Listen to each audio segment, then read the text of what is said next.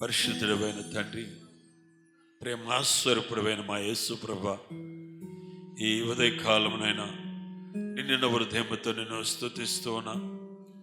నీ మహాకృపను బట్టినైనా గతించిన కాలమంతా మమ్మల్ని ఎంతగానో కాసి కాపాడి మరొక పరిశుద్ధ పునరుద్ధాన దినము నీ పరిశుద్ధ పాద సన్నిధిలో మమ్మల్ని నిలువపెట్టినందుకు నీ స్తోత్రములు చెల్లిస్తున్నా. అయా, లోకములో ఎందరికో లేని గొప్ప భాగ్యము, గొప్ప ధన్యత నీ బిడ్డలమైన మాకు నువ్వు దాచేస్తున్నందుకు వందనాలు చెల్లిస్తున్నాము నాయన. ఈ సమయం అందరినీ దాసులు ప్రార్థిస్తుండగా కూడా వచ్చి నీ ప్రజలందరినీ కూడా మీరు దర్శించమని నేను ప్రార్థన చేస్తున్నాను. ఇందులో రోగులైన వారిని స్వస్థపరచండి, బలహీనులను బలపరచండి, శోధనల వారికి విడుదల మీరు కలుగు చేయండి. సమాధానము, శాంతి లేని వారికి శాంతి, నెమ్మది లేని వారికి నెమ్మది మీరు దయచేయండి. పరిశుద్ధాత్మనందుల ఆనందాన్ని ప్రతి ఒక్కరికి మీరు కలుగు చేయమని నేను ప్రార్థన చేస్తున్నాను. కూడా వచ్చిన ప్రతి ఒక్కరిని కూడా పేరు పేరును మరి దీవించండి ప్రభా. ఇంకా నీ సన్నిధికి రావలసిన వారు ఉన్నారు ప్రభా, వారిని కూడా త్వరగా నీ సన్నిధానానికి నడిపించండి ప్రభనైనా. మేము ఆత్మతోనూ సత్యముతో నేను ఆరాధించే కృపను దయచేయమని ప్రభనైనా. మా ప్రభువును లోకరక్షకుడైనటువంటి యేసు క్రీస్తు పరిశుద్ధ నామమును బట్టి ప్రార్థిస్తున్నాము తండ్రి, ఆమేన్. దేవుడు ఒక కుటుంబాన్ని దీవించాలంటే ఆ కుటుంబంలో అందరూ కూడా దేవుని సన్నిధిలో ఉండాలి. యేసు క్రీస్తు ప్రభుల వారు సమరయ ప్రాంతములో యాకోబు బావి దగ్గర వచ్చిన స్త్రీతో ప్రభు అంటున్నాడు, ఆ జీవజలములు నేను నీకు ఇవ్వాలంటే వెళ్ళి నీ పెనిమిటిని తీసుకురమ్మన్నా. ప్రభు ఈ యొక్క ఉదయకాల సమయందు ఆయన సన్నిధిలో నిలబడ్డటువంటి నీతో ప్రభు మాట్లాడుతున్న మాట ఏంటంటే, నేను నిన్ను దీవించాలంటే నీ కుటుంబం అంతా ఇక్కడ ఉన్నదా అని ఆయన ప్రశ్నిస్తున్నాడు. అర్థమవుతుందా? అర్థమవట్లేదా? మన కుటుంబం అంతా దేవుని సన్నిధిలో ఉండేటట్లు మనము ప్రయాసపడాలి, దాని కొరకు ప్రార్థించాలి, దాని కొరకు మనము సిద్ధపడాలి. దేవునికి స్తోత్రం, హల్లెలూయా. ప్రభు ఈ పరిశుద్ధ దినమందు ఒక శ్రేష్టమైనటువంటి వర్తమానాన్ని మనకు అందించడానికి ఆయన ఇష్టపడుతూ ఉన్నాడు. మన జీవితంలో చాలా సందర్భాల్లో మనము కృంగిపోతూ ఉన్నాం. గడిచిన శుక్రవారం అంటే నిన్న కాక మొన్న, మరి ఎంతమంది వచ్చారో నాకు తెలియదు, కానీ ప్రభు మాట్లాడిన మాట, యాకోబు అటండి మొర్రపెట్టడం మానేసాడట. యాకోబు ఏం చేయటం మానేసాడటండి? మొర్రపెట్టడం మానేసాడట. ఎందుకయ్యా యాకోబు నువ్వు మొర్రపెట్టట్లేదంటే, యాకోబు అంటున్నాడు, నేను విసిగిపోయాను అంటున్నాడు. అయిపోయాడట, విసిగిపోయాను అంటున్నాడు. చాలా సందర్భాల్లో మన సమస్యలు మనకు తీరినప్పుడు మనము కృంగిపోయి మనం ప్రార్థన చేయటం మానేస్తాం. అయితే ప్రియమైనటువంటి వాళ్ళరా, మన సమస్యలు, మనకున్న శోధనలు, మనకున్న ఇబ్బందులు పోవాలంటే ఒక్కటే మార్గము. ఆ మార్గం ఏమిటంటే ప్రార్థన. దేవునికి స్తోత్రం. ప్రార్థన మన యొక్క పరిస్థితిని ఏం చేస్తుందండి? చెప్పాలి గట్టిగా, మారుస్తుందండి. ప్రార్థన మన పరిస్థితిని మారుస్తుందండి. సాతానికి తెలుసండి, నువ్వు ప్రార్థన చేస్తే నువ్వు ఆశీర్వదింపబడతావు అన్న విషయం సాతానికి తెలుసు. కనుక సాతాను సన్నిధికి వెళ్తే అది ఆటంకపరచదండి. మీరు అక్కడ పరిచర్య చేస్తే ఆటంకపరచదండి, వాక్యం చదువుతుంటే ఆటంకపరచదండి. కానీ నువ్వు ప్రార్థన చేస్తుంటే అది ఏం చేస్తుందండి? ఎందుకంటే నువ్వు ప్రార్థన చేసావంటే నువ్వు ఆశీర్వదింపబడతావు. ప్రార్థన చేసావంటే నీ దరిద్రం పోతుంది. ప్రార్థన చేసావంటే నీ వ్యాధులు పోతాయి. ప్రార్థన చేసావంటే నీ సమస్యలు పోతాయి. కనుక సాతాను నిన్ను ఏం చేయకోకుండా ఆటంకపరుస్తుందండి. చాలామంది మనం చూసినట్లయితే సంఘంలో చాలా చక్కగా వాడబడతారు, కానీ వారి జీవితాల ఆశీర్వాదాలు ఉండవండి. వాడబడటం విషయంలో చాలా బాగా వాడబడతారు, పాస్టర్ గారికి చాలా సహకారులుగా ఉంటారు, సంఘ పరిచర్యలు బాగా చేస్తారు, మంచిదే. కానీ వారి జీవితాల ఆశీర్వాదాలు ఉన్న కారణం ఏమిటంటే వారి జీవితంలో ఏం లేదు? ప్రార్థన లేదు. దేవునికి స్తోత్రం. మనము తినడానికి సమయం ఇస్తున్నాం, త్రాగడానికి సమయం ఇస్తున్నాం, వ్యాపారానికి సమయం ఇస్తున్నాం, ఉద్యోగానికి సమయం ఇస్తున్నాం, పిల్లలతో గడపడానికి సమయం ఇస్తున్నాం, టీవీ సీరియల్ చూడడానికి సమయం ఇస్తున్నాం, సినిమాలు చూడడానికి సమయం ఇస్తున్నాం. కానీ దేనికి సమయం ఇవ్వట్లేదండి? ప్రార్థనకు సమయం ఇవ్వట్లేదు. దేవునికి స్తోత్రం. హల్లెలూయా. మన జీవితంలో మనం దేనికి సమయం ఇవ్వాలి? ప్రార్థనకు సమయం ఇవ్వాలి. యేసు ప్రభు అంటున్నాడు, బహుగా మీరు ప్రార్థన చేయండి. ఎలా చేయమంటున్నాడు? బహుగా ప్రార్థన చేయమంటున్నాడు. మెలకువగలిగి ప్రార్థన చేయమంటున్నాడు. విశ్వాసముతో ప్రార్థన చేయమంటున్నాడు. విసుగుకోకుండా ప్రార్థన చేయమంటున్నాడు. ప్రార్థనను చాలా సమస్యలు చాలా ఆటంకపరుస్తాయి. ఆ ఆటంకాలన్నిటిని కూడా మనం అధిగమించి మనం ఏం చేయాలండి? ప్రార్థన చేయాలి. యేసుక్రీస్తుకి ఒక వాడుక ఉందటండి. యేసుక్రీస్తుకి ఒక వాడుక ఉంది. ఆ వాడుక ఏంటి? ప్రార్థన చేసే వాడుక ఉందటండి. ఆయన ఎక్కువగా ఎక్కడికి వెళ్ళి ప్రార్థన చేసేవాడటండి? ఒలివ కొండకి వెళ్ళి ఏకాంతముగా ప్రార్థన చేసేవాడట. మన యొక్క జీవితంలో ఏకాంత ప్రార్థన ఉండాలి, కుటుంబ ప్రార్థన ఉండాలి, సంఘ ప్రార్థన ఉండాలి, కలిసి ప్రార్థించడం ఉండాలి. ఏకాంతంగా నువ్వు ప్రార్థన చేయాలి, కుటుంబముగా మీరు ప్రార్థన చేయాలి, సంఘముతో కలిసి ప్రార్థన చేయాలి. అనేకులు కూడి ఉన్నప్పుడు వారి మధ్య నువ్వేం చేయాలి? ప్రార్థన చేయాలి. మన యొక్క అభివృద్ధి ఆశీర్వాదం దేని మూలముగా కలుగుతుందంటే ఒక్క ప్రార్థన మూలముగా కలుగుతుంది. కనుక నీ సమస్యలు పోవాలంటే, నీ సమస్య పోవాలంటే నువ్వేం చేయాలి? నీ జీవితాన్ని పరిశీలన చేసుకో. నీ జీవితంలో ప్రార్థన ఉందా? ప్రార్థన ఉంటే ఆ ప్రార్థనకు నువ్వు ఎంత సమయం నువ్వు ఇవ్వగలుగుతున్నావు? ప్రార్థనలు నువ్వు ఎంత సమయం నువ్వు గడపగలుగుతున్నావు? ఎక్కువ సమయం దేవుని గురించి నువ్వు మాట్లాడగలుగుతున్నావు, ఎక్కువ సమయం వాక్యం చదవగలుగుతున్నావు, ఎక్కువ సమయం నువ్వు పాటలు పాడగలుగుతున్నావు. కానీ ఎక్కువ సమయం నువ్వు ప్రార్థన చేయగలుగుతున్నావా? ఎక్కువ సమయము ప్రార్థన చేయగలవు. ప్రార్థన అంటే తెలుసండి, దేవునితోట ముఖాముఖిగా మాట్లాడటమట. రెండు చేతులు పైకెట్టి గట్టిగా దేవుని స్తోత్రం చెప్పండి. హల్లెలూయా, హల్లెలూయా. మనకి ఏ అనుభవం ఉండాలి? ఏ అనుభవం ఉండాలండి? దేవునితో ముఖాముఖిగా మాట్లాడే అనుభవం ఉండాలి. నువ్వు ఆయనతో మాట్లాడకపోతే నీ సమస్య ఆయనకి ఎలా తెలుస్తుంది? నువ్వు ఆయనతో మాట్లాడకపోతే నీకున్న రోగం గురించి ఆయనకి ఎలా తెలుస్తుంది? నువ్వు ఆయనతో ముఖాముఖిగా మాట్లాడకపోతే నీ కుటుంబ పరిస్థితి ఆయనకి ఎలా తెలుస్తుంది? ఇవి తెలియాలంటే నువ్వేం చేయాలి? దేవునితో మాట్లాడే అనుభవం కావాలి. దేవునికి స్తోత్రం. హల్లెలూయా, హల్లెలూయా. అందరూ ఒక్కసారి అడగండి, నాయనా నేను నీతో మాట్లాడే అనుభవం నాకు కావాలని చెప్పండి. మళ్ళీ చెప్పండి, మళ్ళీ చెప్పండి. దేవునితో మాట్లాడటం అంటే ఏంటి? ప్రార్థన, ప్రార్థన, ప్రార్థన. దేవుడు అబ్రహాముతో ఏం చేసేవాడటండి? మరి దాని అర్థం ఏంటి? అబ్రహాము గొప్ప ప్రార్థనా పరుడే. ఆయన ఎలాంటోడండి? గొప్ప ప్రార్థనా పరుడు. మోకరిస్తట గంటలు గంటలు దేవునితో గడిపేవాడట. ప్రార్థన చేయటి మొదలెడితే ఎంత సమయం గడిపేవాడు ఆయనకే తెలుస్తుంది కదట. అందుకే ఆయన క్రమక్రమంగా ప్రార్థన ద్వారా ఏమైపోయాడు తెలుసండి? విశ్వాసులకు జనకుడైపోయాడు. ఆయన స్థాయి ఏమైపోయిందండి? పెరిగిపోయింది. నీ స్థాయిని, నీ స్థితిని పెంచగలిగే శక్తి ప్రార్థనకు మాత్రమే ఉంది. అందుకే సాతాను నీ స్థితి పెరగకూడదని, నువ్వు ఆశీర్వదింపబడకూడదని, నువ్వు అభివృద్ధి పొందకూడదని, నీకు ఉద్యోగం రాకూడదని, నీ వ్యాపారం బాగోకూడదని అదేం చేస్తా తెలుసండి? ప్రార్థనకు ఆటంకపరుస్తుంది. దేవుని మందిరానికి వెళ్తే పర్వాలేదు, కానీ నువ్వు ప్రార్థనలు ఎక్కువ సమయం ఉండవు. ఎందుకంటే నీకు మోకాలు నొప్పులు కదా, నీకు అలసట కదా, నీకు బీపీ కదా, నీకు షుగర్ కదా. షుగర్ అయితే వ్యాపారం చేసుకోవచ్చండి, షుగర్ అయితే భోజనం చేయొచ్చండి, షుగర్ అయితే వ్యవహారాలు చూసుకోవచ్చు. కానీ ఏం చూసుకోకూడదటండి? ప్రార్థన చేయకూడదట. ఇది ఎవరు చెప్తున్నారు? సాతానుగాడండి. మీకు ఆ మాటలు ఎలాగొంటాయండి? అవి నా గురించి ఎంత జాలి, ఎంత కేర్ తీసుకుంటుంది అది. ప్రభు అంటాడు, నువ్వు ఎలా సత్తే నాకెందుకు, నువ్వు ప్రార్థన చేయాలంటాడు ఆయన. నువ్వు ఏ స్థితిలో ఉంటే నాకెందుకు, నువ్వు ప్రార్థన చేయాలి.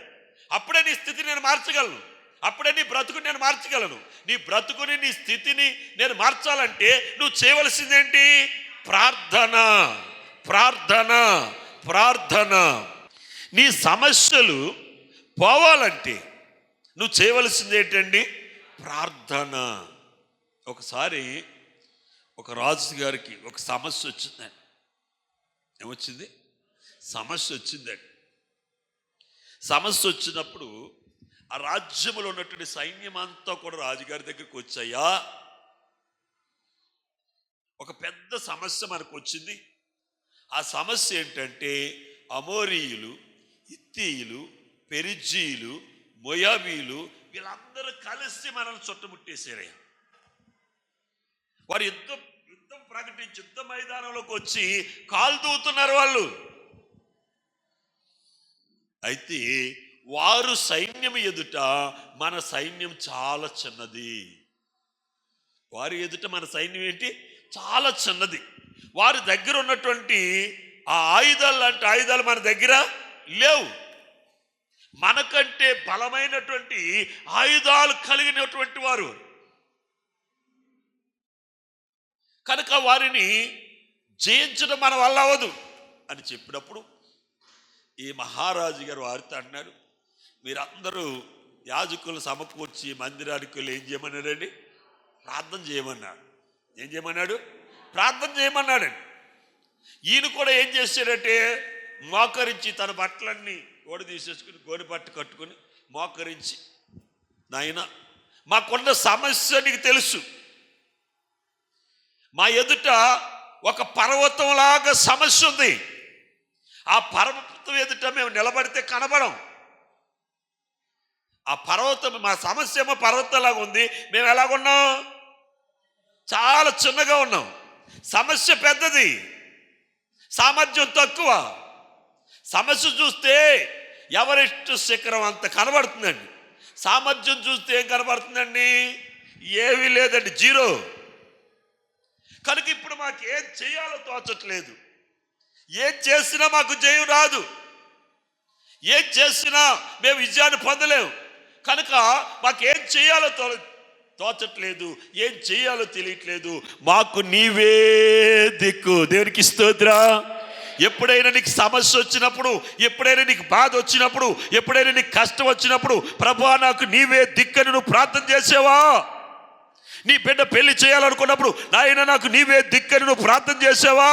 నువ్వు వ్యాపారం ప్రారంభిస్తున్నప్పుడు నాకు నీవే దిక్కని నువ్వు ప్రార్థన చేసావా? చేయవే. కానీ ఇక్కడ మహారాజు ఏమని ప్రార్థన చేస్తున్నాడు? మాకెవరు దిక్కులేరయ్యా, మాకెవరు సహాయం చేసేవారు ఎవరు లేరు, మాకేం చేయాలో తోచట్లేదు, మాకు నీవే దిక్కని పరలోకమందున్న తండ్రికి ఏం చేస్తున్నాడండి? విజ్ఞాపన చేస్తున్నాడండి, ప్రార్థన చేస్తున్నాడు, మొర పెడుతున్నాడు. ఈ మొరటండి ఎక్కడికి వెళ్ళిపోయిందట? ఏమండి, ఏమన్నా సమస్య వచ్చిందని వాక్యం చదివితే దేవుని దగ్గరికి వెళ్ళేదా? సమస్య వచ్చిందని పాటలు పాడితే దేవుని దగ్గరికి వెళ్ళేదా? సమస్య వచ్చినప్పుడు ఏం చేయాలి? సమస్య వచ్చినప్పుడు ఏం చేయాలి? కష్టం వచ్చినప్పుడు ఏం చేయాలి? రోగం వచ్చినప్పుడు ఏం చేయాలి? బలహీనత వచ్చినప్పుడు ఏం చేయాలి? ఎగ్జామ్కి వెళ్తున్నప్పుడు ఏం చేయాలి? ఉద్యోగం చేస్తున్నప్పుడు ఏం చేయాలి? వ్యాపారం చేస్తున్నప్పుడు ఏం చేయాలి? ప్రార్థన, ప్రార్థన, ప్రార్థన. ఇక్కడ ఈయన ఏం చేస్తున్నాడండి? ప్రార్థన చేస్తున్నాడు. దేనికోసం అండి? సమస్య ఎలా కనబడుతుందండి? పర్వతంలాగా, ఎవరెస్ట్ శిఖరం అంత ఎత్తులు కనబడుతుందండి. మన ఎదుట ఒక చాలా బలాఢ్యుడు నిలబడ్డప్పుడు మన ఎదురు నిలబడి ఏం చేస్తాం? భయపడతాం లేదా? ఏమండి, గొలియాతును చూసి ఇజ్రాయేలు సైన్యమంతా కూడా ఏమైందండి? సౌలు గారు కూడా ఏమయ్యారండి? కానీ చిన్న పిల్లోడండి, 12 సంవత్సరాలు ఈడు కలిగినట్టు దావీదు భయపడలేదు.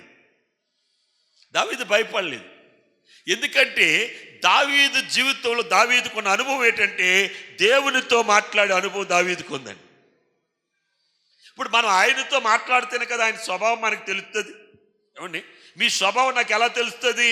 మీతో మాట్లాడితే మీ స్వభావం తెలుస్తుంది. నా స్వభావం ఎలా తెలుస్తుంది? మీరు నాతో మాట్లాడితే తెలుస్తుంది. కానీ దావీదు దేవునితో మాట్లాడుతున్నాడు, దేవుని యొక్క స్వభావం తెలుసు.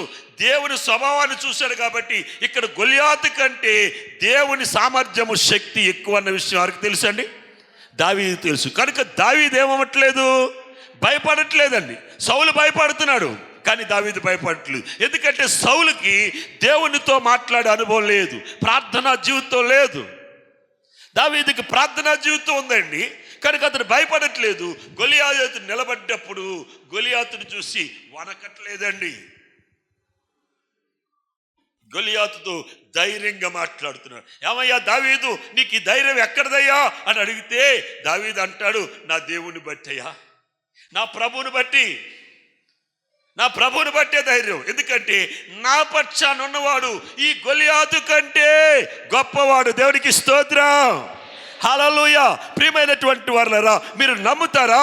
మీ పక్షాన ఉన్నవాడు మీ సమస్య కంటే గొప్పవాడు. గట్టిగా తపలు కొడి దేవుని మహిమపరుద్దాం. ఇంకా గట్టిగా తపలు కొడదాం. నీ సమస్య కంటే నీ దేవుడు గొప్పవాడండి. నీ పరిస్థితుల కంటే నీ దేవుడు గొప్పవాడు. నీ పరిస్థితి ఏదైనా సరే నీ పరిస్థితిని మార్చగలిగినటువంటి వాడు యేసుక్రీస్తు ప్రభుల వారు. ఇక్కడ రాజు మొరపెడుతున్నాడు, మాకు నీవే దిక్కయ్యా. ఈరోజు నువ్వు ప్రారంభించు. నీ సమస్య నిన్ను కృంగదీస్తుందా? నీ రోగం నిన్ను కృంగదీస్తుందా? నీ బలహీనత నిన్ను కృంగదీస్తుందా? నీ ఆర్థిక పరిస్థితులు నీకు కృంగదీస్తున్నాయా? ఈరోజు నువ్వు మొరపెట్టు, నాయన నాకు ఎవరు దిక్కులేరయ్యా, ఎవరు నాకు సహాయం చేసేవారు లేరయ్యా, ఎవరు నా మాట వినేవారు లేరయ్యా, నీవే నాకు దిక్కయ్యా. దేవుడు మాట్లాడుతున్నాడు. ఎవరితోటంటే రాజుతో మాట్లాడుతున్నాడు.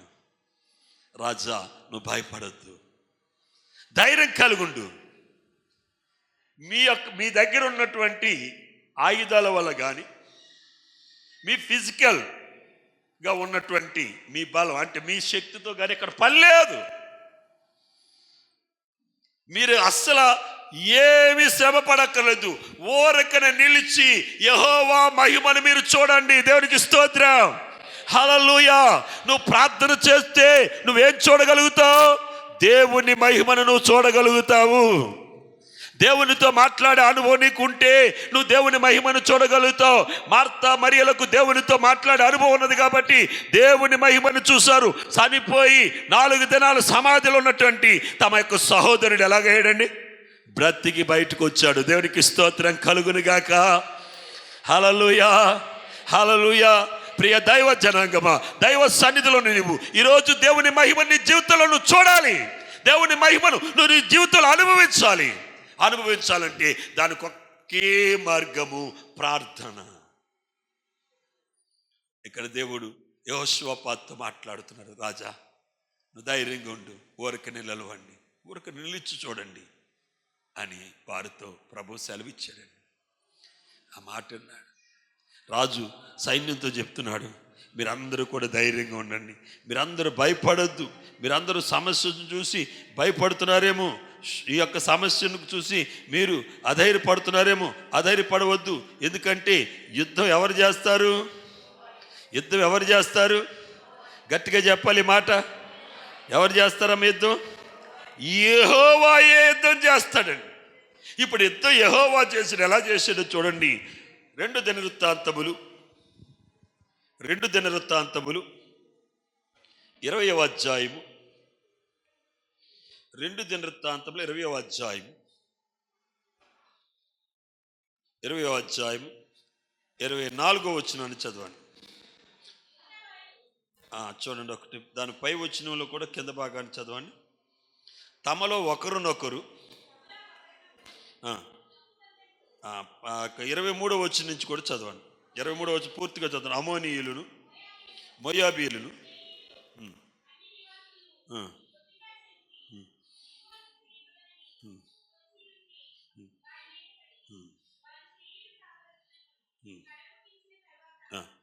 తమలో ఒకరినొకరు, ఆ సైన్యం అటండి, వాళ్ళలో ఉన్నవారు ఒకరినొకరు అటండి.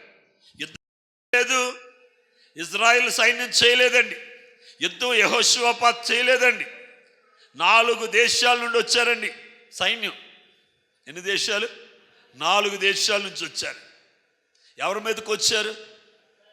ఇజ్రాయిల్ ప్రజల మీదకి వచ్చేసారు.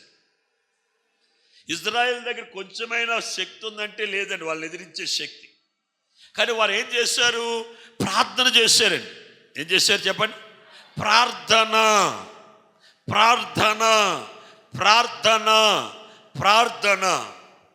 నీవు అభివృద్ధి పొందాలంటే ప్రార్థన. నువ్వు ఆశీర్వదింపబడాలంటే ప్రార్థన. నువ్వు స్వస్థపరచబడాలంటే ప్రార్థన. నీ కుటుంబం బాగోవాలంటే ప్రార్థన. నువ్వు రాకపోకల్లో దేవుడు నీకు తోడై ఉండాలంటే ప్రార్థన. అన్ని విషయాలలో నిన్ను సంరక్షించేది ఏంటండి? ప్రార్థన. అందుకే ప్రార్థన ఎలా చేయాలండి? బహుగా మనం ప్రార్థన చేయాలి. ఎక్కువ సమయం మనం ప్రార్థనలో గడపాలండి. నీ కుటుంబ పరిస్థితులు బాగోలేదా? నువ్వు మోకరించి దేవునికి మొరపెట్టు. ఒక ప్రత్యేకమైన సమయం ప్రార్థనకు నువ్వు కేటాయించి నీ జీవితంలో. ప్రతి విశ్వాసి కూడా ఒక ప్రత్యేకమైన సమయాన్ని మనం దేనికి కేటాయించాలి? ప్రార్థనకు కేటాయించాలి. మనం తినడానికి, త్రాగడానికి, పని చేసుకోవడానికి, వ్యాపారం చేసుకోవడం, వ్యవహారాలు ఎలాగైతే ఒక సమయాన్ని మనం కేటాయించామో అలాగే మన కుటుంబములు ప్రార్థనకు ఒక సమయాన్ని మనం ఏం చేయాలి? కేటాయించాలి. ఆ సమయంలో మన వ్యక్తిగత ప్రార్థన చేయాలి, కుటుంబ ప్రార్థన చేయాలి, అలాగే సంఘముతో కలిసి మనము ప్రార్థన చేయాలండి. ఈరోజు మనందరం సంఘముతో కలిసి దేవునిలో మనం ఏం చేయాలి? ఆనందించేసాము. కనుక ఈ సమయాన్ని మనం ఎవరికి ఇవ్వాలి? దేవునికి మనం ఇచ్చేయాలి. ఈ సమయం ఆదివారం సమయం ఎవరిదండి? దేవునిది సమయం ఇది. దేవుని యొక్క వాక్యం ఏమని చెప్తుందంటే, పరిశుద్ధ దినమును పరిశుద్ధముగా ఆచరించిన నీవు మర్చిపోకూడదు. ఏం మర్చిపోకూడదండి? రాలేని వాళ్ళు ఏం మర్చిపోయారు చెప్పండి? రాని వాళ్ళు అందరూ మర్చిపోయినట్టే కదా, మర్చిపోయారు కదా. కొంతమంది అంటారు, రేపు అడిగితే ఆదివారం నిన్నేనండి, అసలు ఏం గుర్తుంటలేదండి వారాలు అంటే. వారానికి ఇచ్చే మత్తర డబ్బులు ఇచ్చే రోజు మట్టు గుర్తుంటుందండి, మత్తరు ఇచ్చే డబ్బులు గుర్తుంటున్నాయండి, కానీ ఏం గుర్తుంటలేదంట. ఎవరైనా మనకు బాకీ ఇవ్వాలనుకో అది గుర్తుంటుందండి. మనం ఏం గుర్తెట్టుకుంటా తెలుసని, మనకి ఎవరైనా ఇవ్వాలంటే గుర్తెట్టుకుంటాం. మనం ఎవరికైనా ఇవ్వాలనుకున్నా ఏం చేస్తాం చెప్పండి? ఆదివారం సాయంత్రం వచ్చి అడిగారు, అయ్యో నీ మాట మర్చిపోయినాయి, డబ్బులన్నీ ఖర్చు అయిపోయినాయి, మళ్ళీ ఆదివారం దాకా ఆగండి. అవునా కదా చెప్పండి? ఏం మర్చిపోయావు? ఇచ్చే మర్చిపోయావు. అంటే దేవుణ్ణి మనం ఏం చేస్తున్నాం అంటే నిర్లక్ష్యం చేస్తున్నాం. దేవుని నిర్లక్ష్యం చేసినంత మాత్రాన దేవుని విలువ తగ్గిపోదండి. కానీ నిర్లక్ష్యం చేసినందుకు నువ్వు పొందవలసిన ఆశీర్వాదం నీ జీవితంలో ఏమైపోద్దండి? తక్కువైపోద్దండి. అది ఆశీర్వాదం తగ్గిపోకూడదంటే నీవు నీ ఇంటి వారు దేవుని మందిరంలో ఉండాలి. కుర్చీలన్నీ నిండిపోవాలి, ఇంకా కుర్చీలు తెప్పించేటట్టుగా మనం ఉండాలి. దేవునికి స్తోత్రం. ప్రభు ఆ రీతిగా చేయనుగాక. ప్రభు మీ మనస్సులు మార్చును గాక. మీ మనసులే మార్చాలి ముందు. మీ మనసులు మారిస్తే మీ పిల్లల్ని, నీ భర్తను, నీ భార్యను ఎంట పెట్టుకుని ఎక్కడికి వస్తావు? నీతిలో ఎవరైనా పరిశీలన చేశారా? నిన్న శనివారం గుళ్ళకి వెళ్ళే వాళ్ళు ఎలాగ వెళ్తున్నారు? భార్య, భర్త, పిల్లలు నలుగురు కలిసి వెళ్తున్నారు. మీరు చర్చికి నలుగురు కలిసి వస్తున్నారు, మీరు చెప్పండి. పిల్లోడు తీసుకొస్తాడండి, అక్కడ దింపేస్తాడండి, పంపేస్తాడు. ఎదవకనా నీవు ఆశీర్వదింపబడాలంటే, నీకు మంచి ఉద్యోగం రావాలంటే నాతో పాటు మందిరంలోకి రావాలి. ఎంతమంది తల్లులు తీసుకొస్తున్నారండి మందిరానికి చెప్పండి? మీ బిడ్డలకు మంచి స్థితి కావాలంటే ఎలా దొరుకుతుంది? మంచి ఉద్యోగం కావాలంటే ఎలా దొరుకుతుంది? వారి పరిస్థితి ఎలా మార్చబడతాయి? వారు తొంట్రోళ్ళు అవ్వకుండా మంచోళ్ళు ఎలాగవుతారు? నేను చాలామంది పిల్లల్ని సంఘంలో నేను గమనిస్తున్నాను. చిన్నప్పుడు చాలా బాగా వచ్చి మా చుట్టూ తిరిగే వాళ్ళని, ఒక వయసు వచ్చేటప్పటికి మా చుట్టూ తిరగట్లేదు, తల్లిదండ్రుల చుట్టూ కూడా తిరగట్లేదు, వాళ్ళ లోకం చుట్టూ తిరుగుతున్నారండి. స్టేటస్లు ఆడుతున్నారండి, నామాలు ఎట్టుకుని స్టేటస్లు ఆడుతున్నారు. ఎంత సిగ్గుసేటండి, ఎంత భయంకరం అండి. గమనించండి ప్రియమైనటువంటి వాళ్ళు, నీ దేవుడు చూచి చూడనట్టుండే దేవుడు కాదు. చూచి చూడనట్టు ఉండడానికి ఆయన కళ్ళుండి చూడని వాడు కాదండి. ఆయన నీ క్రియలు అన్నీ ఆయన పరిశీలన చేస్తున్నాడు. మీకు చాలా సందర్భాలు నేను చెప్తాను. ఆ విషయం ఏమిటంటే, ఆయన ఇవ్వగలడు, తీసేసుకోగలడు. ఒకరిని హెచ్చించేవాడు ఆయనే, ఒకరిని తగ్గించేవాడు. కనుక ఆయనకు మనం లోబడి మన కుటుంబం అంతా కూడా దేవుని నామములో సక్రమముగా ఉన్నదా లేదని ఒక తల్లిగా, ఒక తండ్రిగా ఆ బాధ్యతను ఖచ్చితంగా నువ్వు తీసుకోవాలి. నీ పిల్లల విషయంలో నువ్వు శ్రద్ధ తీసుకోవాలి. నీ పిల్లల విషయంలో ఎప్పుడైతే నువ్వు శ్రద్ధ తీసుకున్నావో దేవుడు నిన్ను మెచ్చుకుంటాడండి. ఎందుకంటే బిడ్డలు నీ కష్టార్జితం కాదండి. మన కష్టార్జితం మన ఇష్టం వచ్చినట్టు మనం వాడుకోవచ్చు, కానీ పిల్లలు మన కష్టార్జితం కాదు, దేవుడిచ్చే బహుమానం. ఏమండి, దేవుడిచ్చే బహుమానం అండి. ఇంట్లో బహుమానం బాగా పెట్టుకున్నారనుకో, దేవుడు ఇంకో బహుమానం ఇస్తాడండి. దాన్ని మీరు ఎక్కడ పడితే అక్కడ పాడేశారనుకోండి, అది పాడైపోద్ది, ఇంకో బహుమానం మీ దగ్గరికి రాదు. అర్థమవుతుందా? కనుక బిడ్డలను పెంచే విషయంలో, బిడ్డల భక్తి విషయంలో మనం శ్రద్ధ తీసుకోవాలి. ఖచ్చితంగా శ్రద్ధ తీసుకోవాలండి. శ్రద్ధ తీసుకుంటేనే మన బిడ్డలు ప్రయోజకులు అవుతారు, ఆశీర్వదింపబడతారు. ఇక్కడ రాజు భారమంతా ఎవరి మీద వేసేసాడండి? చెప్పండి. దేవుని మీద వేసేసాడండి. ఆయన అన్నాడు, చూడండి 12వ వచనం చదవండి. మా దేవా, మా మీదకు వచ్చి ఈ గొప్ప సైన్యముతో యుద్ధము చేయుటకు మాకు శక్తి చాలదు, ఏమి చేయుటకు మాకు తోచదు, నీవే మాకు దిక్కు అని ఏం చేశాడండి? ఏం చేశాడు? ప్రార్థన. పరిశుద్ధుడైన తండ్రి, ప్రేమ కలిగిన దేవా, ఇప్పటి వరకు మీరు మాతో మాట్లాడారు, నాతో మాట్లాడారు. విత్తబడిన ఈ యొక్క వాక్యం, ఈ వర్తమానమునైనా ప్రతి ఒక్కరి హృదయములో మీరు ఫలింప చేయమని నేను ప్రార్థన చేస్తున్నాను. మేము ఎక్కువగా ప్రార్థనలో గడపడానికి, సమయంలో ప్రార్థించడానికి, నీ మీద ఆనుకోవడం, నీ మీద ఆధారపడడానికి మీరు సహాయం చేయండి. ఎందుకంటే మా సమస్యలను తీర్చువాడవు నీవే యేసయ్యా. నిశ్చయముగా మా సమస్యలలో మేము కృంగిపోకుండా, సమస్యలనైనా ధైర్యాన్ని మేము విడిచిపెట్టుకోకుండా, సమస్య ఎదుట ధైర్యంగా నిలబడి నీ వైపు చూసి ఆ కృప మరి అనుగ్రహించమని నేను ప్రార్థన చేస్తున్నాను. నీతో మాట్లాడే అనుభవం మాకు దయచేయను. నీతో మాట్లాడే అనుభవం దయచేయను. ప్రార్థనకు నీకు మధ్య ఏదైనా ఆటంకం ఉంటే అటు ఆటంకాలన్నీ కూడా మీరు తీసివేసినైనా మేము ప్రార్థన యందు, విశ్వాసం యందు, భక్తి యందు ఎడతెగక సాగునట్లుగా మీరు సహాయం చేయను. మరి ప్రతి ఒక్కరిని పేరు పేరు మరి దీవించండి. ఈరోజు రాని బిడ్డలు కూడా దీవించి వారు ఉన్న స్థలంలో వారిని ఆశీర్వదించమని నేను ప్రార్థన చేస్తున్నాను. కృప చూపించండి. యేసు క్రీస్తు పరిశుద్ధ నామమును బట్టి ప్రార్థిస్తున్నాం తండ్రి. ఆమేన్.